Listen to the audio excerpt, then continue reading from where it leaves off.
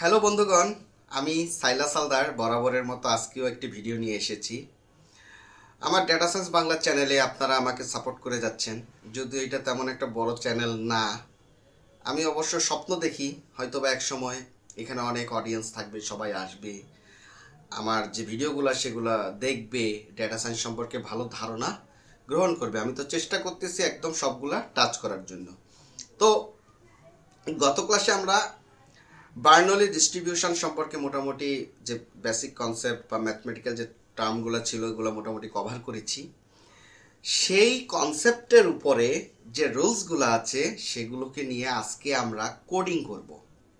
কেন কোডিং করতেছি? কারণটা হচ্ছে ইন ফিউচারে আমাদের কোডিং পার্টে যেতে হবে। আমরা পাইথনে কিন্তু কোডিং করে আসছি, ঠিক আছে? তো আবার ডেটা সায়েন্স করতে গেলে আমাকে কিন্তু কোডিং জানতে হবে, পাইথন জানতে হবে, পান্ডা জানতে হবে, নামপাই জানতে হবে, ব্লা ব্লা অনেক কিছুই আমাদের শিখতে হবে।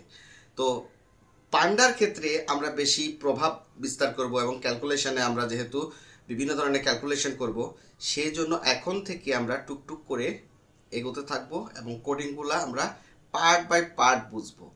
আর আপনারা যদি আমার সাথে প্র্যাকটিস করেন, আমার ছোট্ট একটা রিকোয়েস্ট, আপনারা কখনো ভিডিও দেখে চুপ করে বসে থাকবেন না। ভিডিও দেখে আপনি বুঝতে পারবেন কিন্তু বুঝবেন না।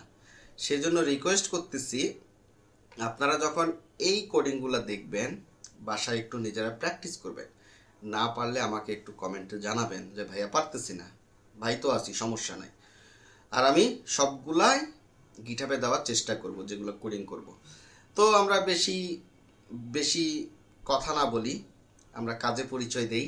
তো চলুন আমরা এখন কোডিংটা শুরু করে দিই। স্ক্রিনে দেখতে পাচ্ছেন গত ক্লাসে আমরা বার্নলি ডিস্ট্রিবিউশনের যে ক্যালকুলেশনগুলো করেছি সেগুলো। তো আজকে আমরা প্রোগ্রামিংয়ের মাধ্যমে করব। তো প্রোগ্রামিং করতে গেলে আমাদের সর্বপ্রথম অ্যানাকোন্ডাকে খুঁজে বের করতে হবে সার্চ থেকে। এগুলো আমি মেশিন লার্নিংয়ের যে সেট আপ এনভায়রনমেন্টের ক্লাস করেছি সেখানে দেখিয়েছিলাম। তো এখানে অ্যানাকোন্ডাকে খুঁজে বের করি, এ লেখার সাথে সাথে অ্যানাকোন্ডা পেয়ে গিয়েছি। এখন আমরা ঢুকবো জুপিটার নোটবুকে।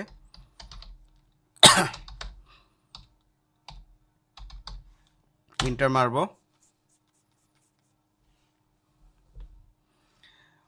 এখন আমাদের সামনে ইন্টারফেস চলে আসছে। এখান থেকে আমরা ডেস্কটপে যাব। আমি ডেস্কটপে একটা ফাইল রেখে দিয়েছি একটা ফোল্ডার করে, Burnley.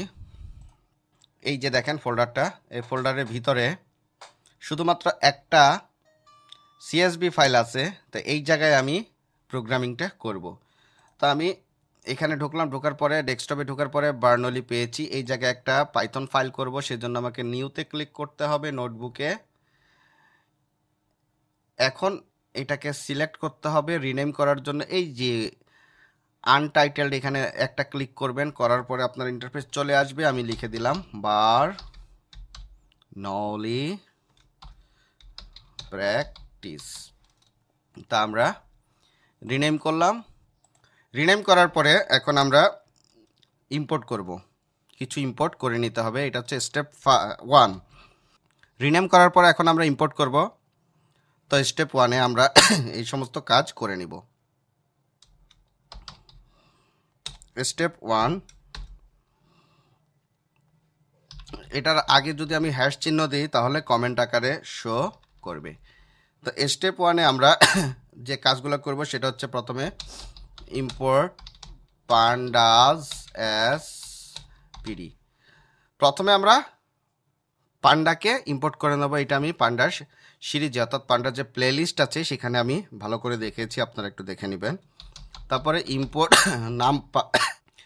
Import numpy as NP. এরপর পরে আমরা ইম্পোর্ট করব ম্যাটপ্লটলিবকে।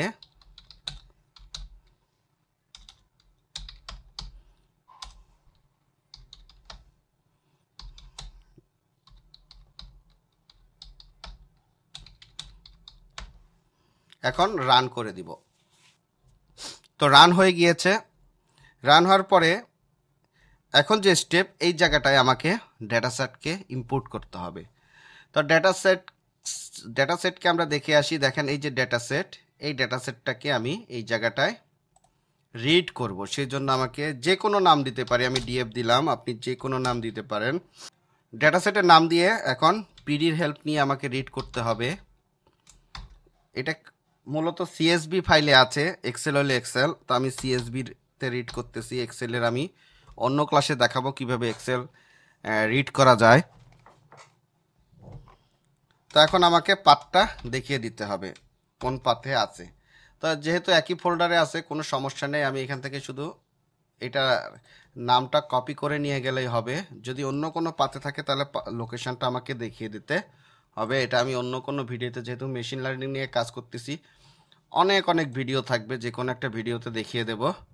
তো এই নামটা এখানে শো করে দিতে হবে, যেহেতু এটা সিএসবি ফাইল সেজন্য সিএসবি দেখিয়ে দিতে হবে।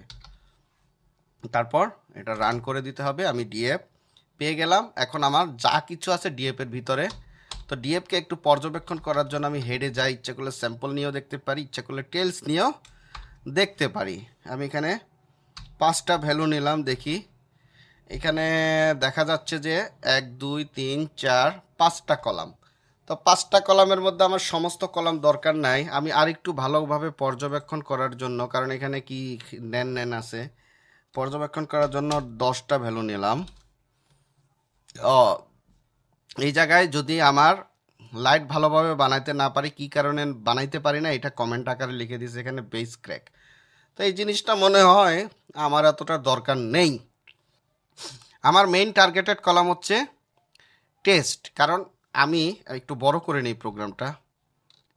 তো আমি এখানে শুধুমাত্র সাকসেস এবং ফেইলিওর নিয়ে কাজ করব, আমার বাকি কোনো কলামগুলো দরকার নেই। তো এখানে আমি কি করেছি, পিডি, নামপাই এবং পাইপ্লট, অর্থাৎ এই ম্যাটপ্লটলিবকে আমি ইম্পোর্ট করেছি।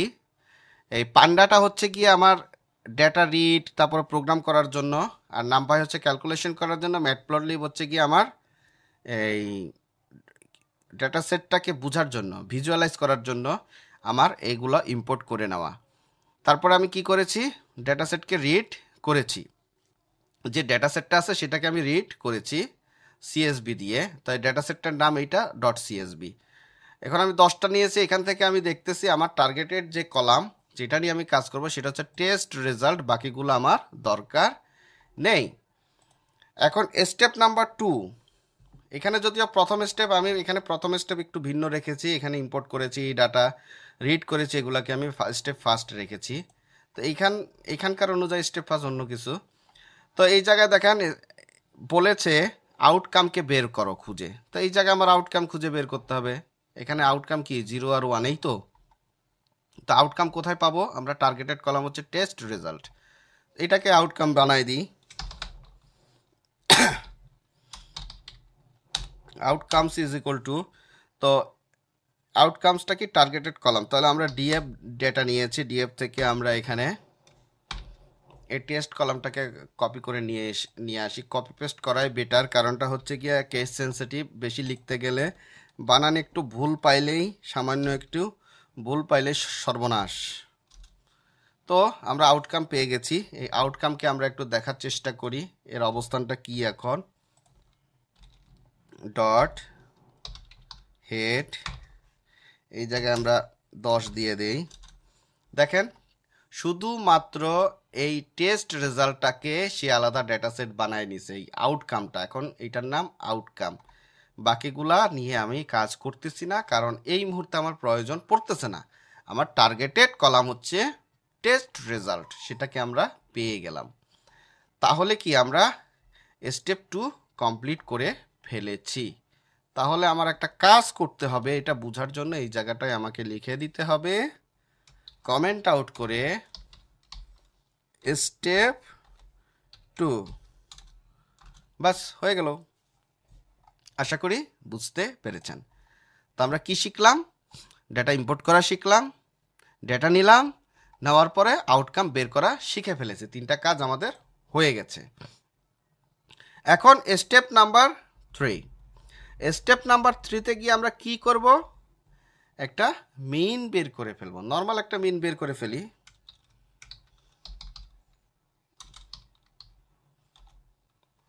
স্টেপ 3, তো স্টেপ 3 তে মিন বের করতে হলে আমরা আউটকামের মধ্যে কি পাইছি, এই মিন লিখি, মিন সমান সমান আউটকামস ডট, তো আউটকামস ডট এটাকে কি করব, এটারই তো আমরা মিনটা বের করব না, তো এখানে আউটকামস ডট মিন লিখে দিলে আমার কাজ হয়ে গেছে। না, এখানে আমরা একটু একটু একটু চিন্তা ভাবনা করি। এখানে আমরা যেহেতু পি ভ্যালু নিয়ে কাজ করব, সেই জন্য এখানে মিনের ভ্যারিয়েবলটা পি লিখে দেই, পি ভ্যারিয়েবল নিই, হ্যাঁ। তারপর এখানে মিন লিখে দেই, যে কোনো একটা নাম দিলেই হয়, এটা কোনো বিষয় না, আপনি অন্য কিছু নাম দিতে পারেন। যেহেতু এখানে পি নিয়ে কাজ করবো সেজন্য নামটা পি দেই। তো এখানে একটু ঝামেলা হয়েছে, ঝামেলাটা হচ্ছে গিয়ে এখানে বড় হাতের ও হতে হবে, কপি পেস্ট করাটাই বেটার, আমি আগেও বলেছি।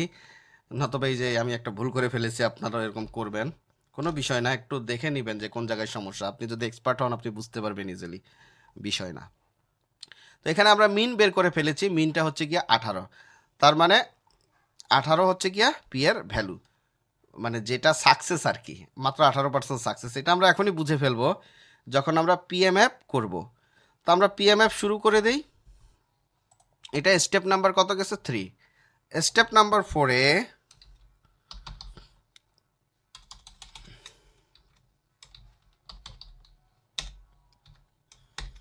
স্টেপ নাম্বার 4-এ আমরা কি করব, পিএমএফ ক্যালকুলেশন করব,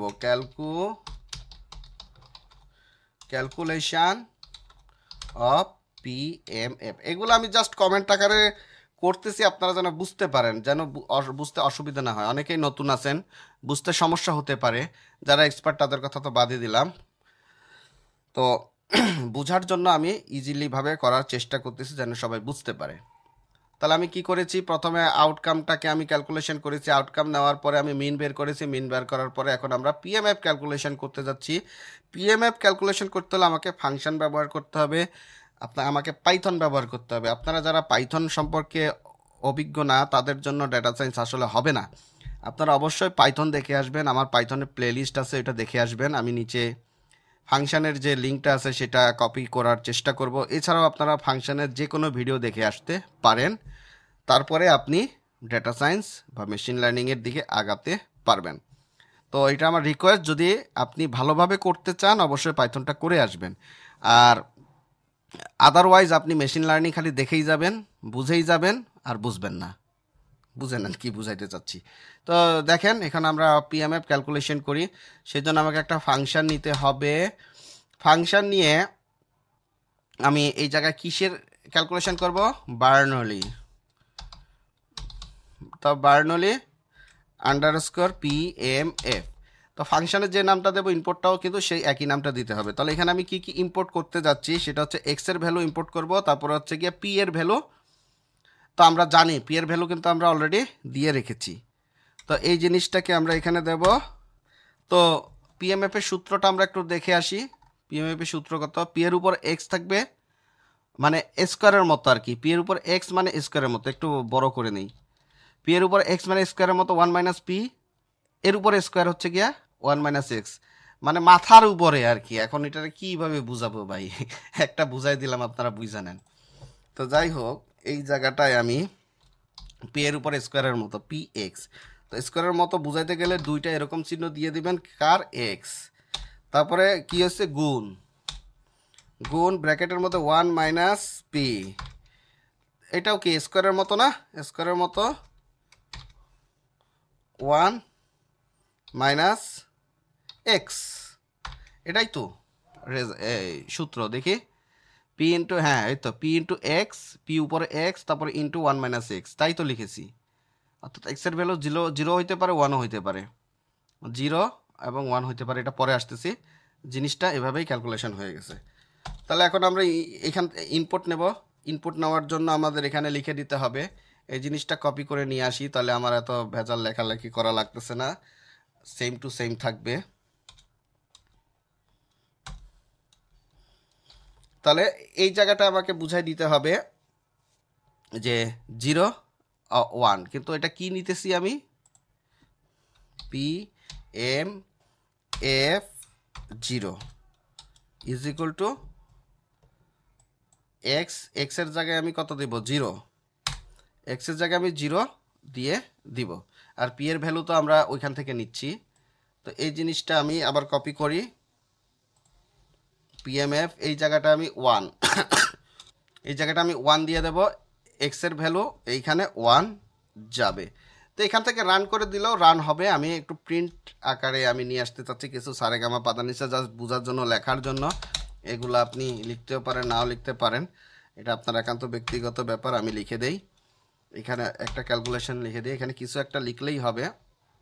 আমি PMF for x is equal two 0 যদি হয়, সেক্ষেত্রে আমি সেকেন্ড ব্র্যাকেট দিয়ে বুঝাচ্ছি তুমি কোনটা প্রিন্ট হবা, PMF_0। এটা কপি করে আনা উচিত ছিল, আপনারা সবসময় কপি পেস্ট করবেন, আদারওয়াইজ কিন্তু ভুল হলে সমস্যা রে ভাই। গেল, তো এটা প্রিন্ট করতেছি, নেক্সট এটাও প্রিন্ট করতেছি। এখানে কি হবে 1, এই জায়গায় বোঝানোর জন্য, এটা কমেন্টের মতোই দেখাবে। তো আমার প্রোগ্রাম লেখা শেষ। এখন যদি আমি প্রোগ্রামটা রান করি, তাহলে দেখেন এখানে এক্স এর ভ্যালু 0, নান ভ্যালু আসতেছে কেন? ওহো, এখানে তো রিটার্ন করিনি। ওহ ফাংশন রে। প্রোগ্রামটা রান করার পরে দেখেন এই জায়গাটায় আমার দেখা যাচ্ছে যে ফেইলরের সংখ্যা হচ্ছে গিয়া 82%। আর সামান্য একটু ভুল করলে দেখেন এখানে ফাংশন লিখছি অথচ রিটার্ন করি না। আরে যাই হোক, কিছু মনে করবেন না, ফাংশনটা একটু দেখে আসবেন, দেখে আসলে বুঝতে পারবেন রিটার্নটা কেন ব্যবহার করা হয়, সেটা নিয়ে আমি বিস্তারিত ব্যাখ্যা করেছিলাম ফাংশনের ক্লাসে। তো এখানে দেখেন 82 হচ্ছে গিয়া ফেইলরের সংখ্যা, আর হচ্ছে গিয়া সাকসেসের সংখ্যা হচ্ছে মাত্র 18%। এটা হচ্ছে গিয়া আমার ক্যালকুলেশন করে বুঝতে পারলাম যে এখানে ইন টোটাল যে ডেটা সেটের মধ্যে ভ্যালু আছে, এর মধ্যে সাকসেসের পরিমাণ কেমন আর ফেইলরের পরিমাণ কেমন। এখন আমাকে এক্সপেক্টেড একটা মিন বের করে নিয়েছি, ওইটাই এক্সপেক্টেড মিন হবে। এরপরে আমি লিখে দিই এক্সপেক্টেড মিন, নিয়ম অনুযায়ী করতে হয়, করে নেই। এক্সপেক্টেড মিন এটা হবে স্টেপ নাম্বার কত, 5।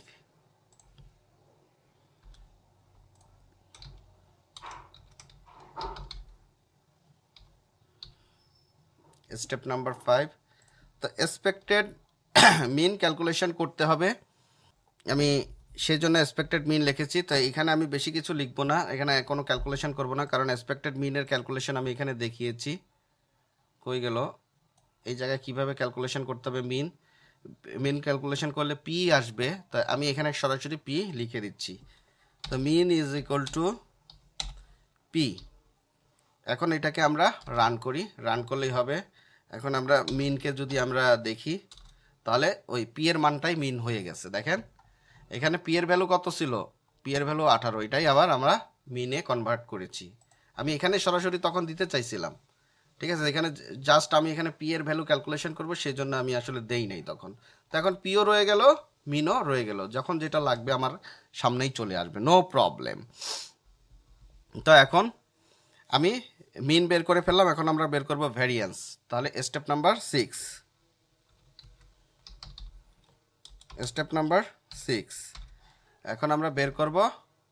রান করে দিলাম কেন, শিফট ইন্টার মারলেই আপনার কিন্তু রান হয়ে যাবে, সাবধান। ভ্যারিয়েন্স ইন্টার মারবেন সবসময়, ইন্টার মেরে যখন রান করবেন তখন শিফট ইন্টার।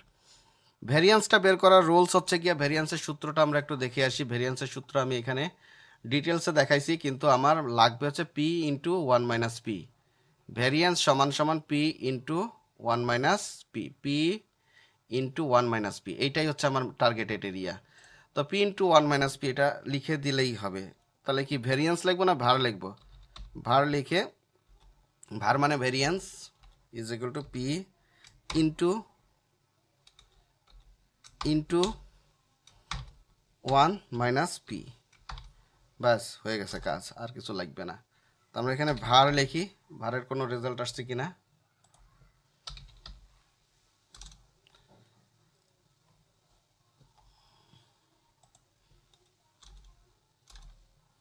এখানে ভার আসতেছে না কেন, এটা একটু বাড়তি হয়ে গেছে, এটা আবার কি হলো। আমরা এখানে ভার লিখি, হ্যাঁ ভ্যারিয়েন্স বের হয়ে গেছে। এখন ভ্যারিয়েন্সকে স্ট্যান্ডার্ড ডেভিয়েশনে লিখতে গেলে আমার কি করতে হবে, বেশি কিছু করতে হবে না, 0.5 দিয়ে গুণ করে দিলেই হবে। দ্য স্টেডি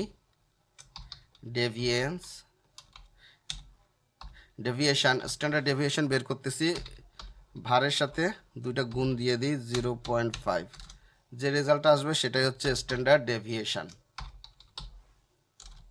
বাস, স্ট্যান্ডার্ড ডেভিয়েশনও আমরা বের করে ফেললাম। এখন আমাদের যে ক্যালকুলেশন করতে হবে সেটা হচ্ছে কি স্কিউনেস ক্যালকুলেশন করতে হবে এবং কর্টোসিস ক্যালকুলেশন করতে হবে। তাই দুইটা ক্যালকুলেশন আমরা করে ফেলি। সর্বপ্রথম আসতেছে স্কিউনেস। স্কিউ লিখলেও হয়তো বুঝতে পারতেন। স্কিউনেসের সূত্রটা কি? স্কিউনেসের সূত্র হচ্ছে গিয়া 1 - 2p by √p into 1 - p। তাহলে এটা লিখে ফেলি 1 - 2, 1 - 2, তারপরে কি লিখছে p, তাহলে ইন্টু p, 1 - 2 ইন্টু p, এটাই তো 1 - 2p বাই নিচে কত আছে, নিচে কত দেওয়া আছে √np স্কোয়ার রুট হবে। এটা রুট ওভার থাকলে np স্কোয়ার রুট, npটা কোথায় কেন লিখেছি? কারণ এই নামপাইয়ের সাথে আমি np নিয়েছি না, যেহেতু আমরা গাণিতিক কাজ করতেছি সুতরাং এই npটা ইউজ করব। নামপাইয়ের সাথে np নিয়েছি, তাহলে np dot square root SQRT square root, তাহলে p ইন্টু p এর সাথে কি গুণ হয়েছে 1 - p, ওইটা তো কপি করলেই হয়ে যায়, তাহলে আর ঝামেলা থাকে না। এখানে একটা ফার্স্ট ব্র্যাকেট ক্লোজ করতে হবে, হয়ে গেল। রান করি। ঝামেলা আছে কি 1 - p into p np square root p into 1 - skewness. এই জায়গাটায় একটা ব্র্যাকেট ক্লোজ করিনি, এখানে শুধু p এর ব্র্যাকেটটা দিয়েছি। রান, এখন রান হয়েছে। আমরা স্কিউনেস একটু সামান্য ভুল হলেই কিন্তু সর্বনাশ, এটা পাইথনের রুলস, হ্যাঁ একটু খেয়াল রাখতে হবে। আপনি এক্সপার্ট হয়ে গেলে তখন কিন্তু ইজিলি বুঝতে পারবেন কোথায় কি হচ্ছে। যাই হোক, স্কিউনেস বের করে ফেললাম, এখন আমরা কর্টোসিস বের করব। স্কিউনেস কত, স্টেপ নাম্বার কত হবে? ডেভিয়ার্স বের করেছি স্টেপ 7, এটা হচ্ছে কমেন্ট আউট করে দিই, এখন বুঝে গেছেন লাগবে না। স্টেপ 7 বের হয়ে গেছে, আর এটা হচ্ছে স্টেপ 8।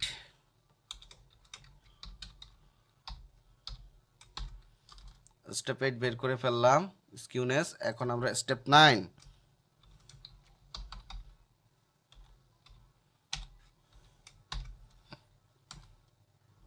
স্টেপ 9 আমরা কি বের করব? Kurtosis, CKOUR, kurtosis is equal to, kurtosis is equal to কি? কর্টোসিসের সূত্রটা আমরা দেখে নেই।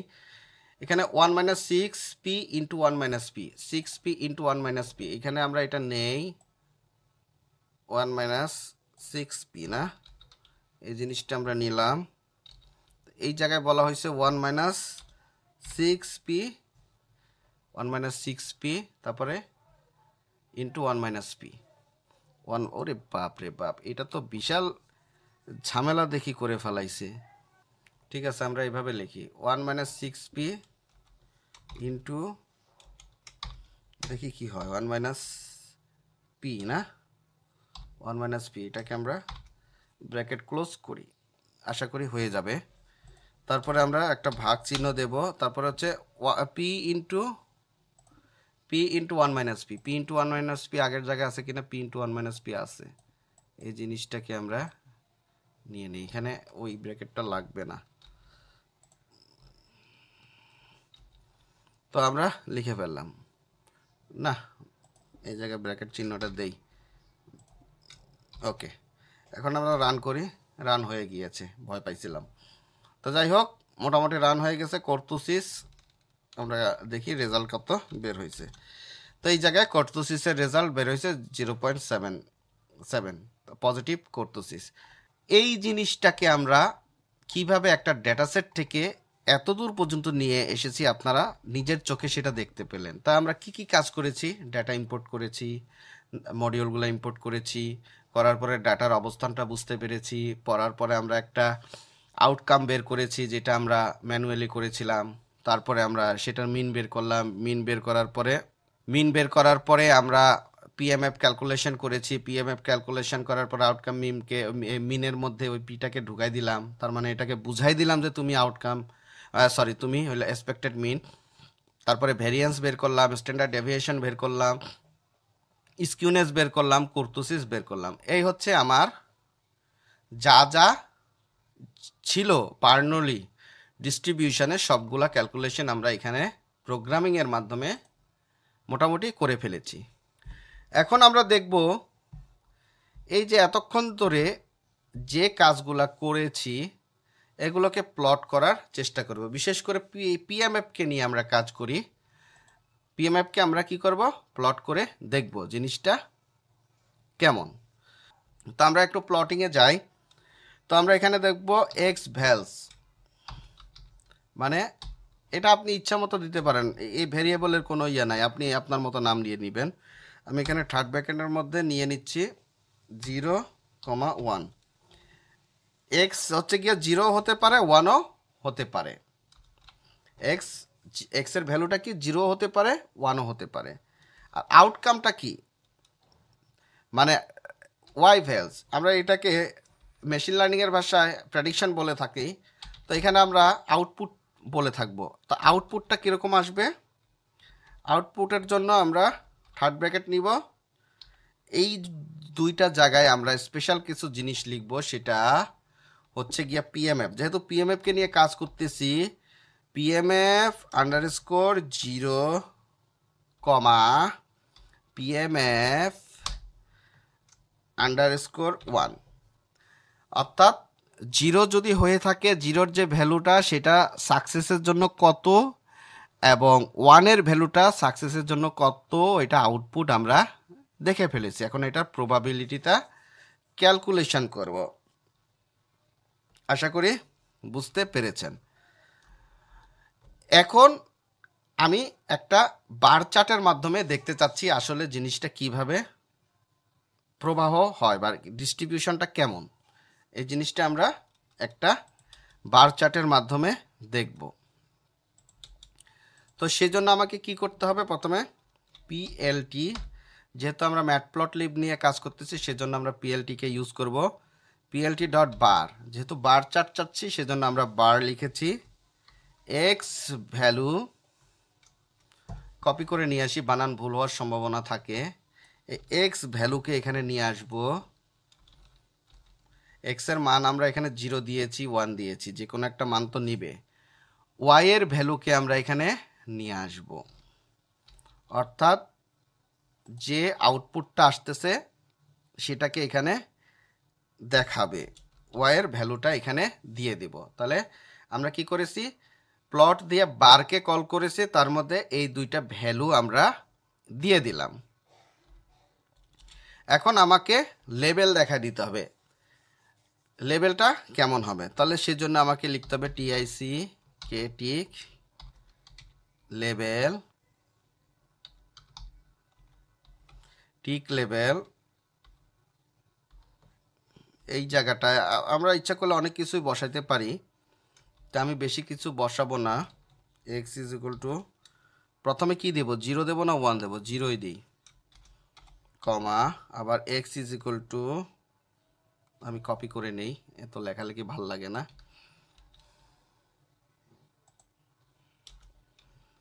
এখানে 1। এই জিনিসটা শো করে দিলাম।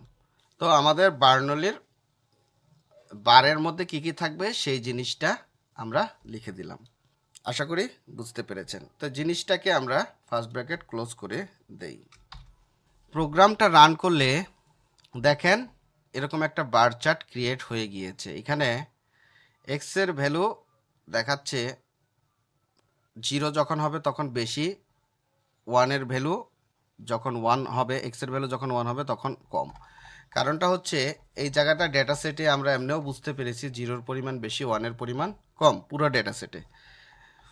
তো এখানে দেখেন টিক লেভেল x0 এবং x1 এই দুইটা দেওয়ার কারণে এখানে ভ্যালুটা চলে আসছে। যদি এই জিনিসটা না থাকতো তাহলে এই ভ্যালুটা দেখাতো না। আমরা এই বার চার্টটাকে আরেকটু মডিফাই করার চেষ্টা করি। তো এখানে আমি ইন্টার দিলাম। ইন্টার দেওয়ার পরে আমরা এখানে যেহেতু কোনো টাইটেল দেখতেছি না, একটা টাইটেল দেওয়ার আমি ম্যাটপ্লটলিবে মোটামুটি দেখাইছিলাম কিভাবে চার্ট ক্রিয়েট করতে হয়। যেহেতু ডেটা সেটে কাজ করতেছি সেজন্য আবার দেখাচ্ছি। plt.title। তো টাইটেলটা আমি দেওয়ার পরে Bernoulli distribution, Bernoulli distribution PMF এই জিনিসটা দেখালাম। দেখানোর পরে এখানে আমি একটু দিয়ে দিলাম কোলন। তাহলে দেখানোর পরে আমরা যদি এখন প্রোগ্রামটা রান করি তাহলে দেখেন এই জায়গাটায় সুন্দর একটা টাইটেল হয়ে গিয়েছে, তাই না? তো নিচে আমরা এই লেভেলটাকে দেখানোর জন্য x1 = 1, x = 1, x = 0 এটা দেখানোর জন্য আমরা টিক লেভেল আমরা প্রয়োগ করেছি। এটা না করলে শুধুমাত্র এই বার চার্টটাই হতো x লেভেলে। আর এই টাইটেলটা দেওয়ার জন্য আমরা এখানে টাইটেল লিপিবদ্ধ করেছি। এখন আমরা x লেভেলকে x এর সাথে এবং y লেভেলকে প্রবাবিলিটি ব্যাখ্যা করব। অর্থাৎ এটাকে আমরা বলবো x লেভেল, এটাকে বলবো প্রবাবিলিটি। সেজন্য আমরা আলাদা আলাদা নাম দিয়ে দেই। plt.x লেভেল, অর্থাৎ x কে আলাদাভাবে আমরা ব্যাখ্যা করতেছি সেজন্য x কে x দিয়ে দিলাম। একবারে লিখে ফেলি তারপরে দেখাই। plt.x লেভেল দিলাম। এখন আমরা দেব y লেভেল। এখানে একটু সেমিকোলন ক্লোজ করে নিই। এখন plt.y label, y লেভেলটা কি দেব? শুধুমাত্র প্রবাবিলিটি।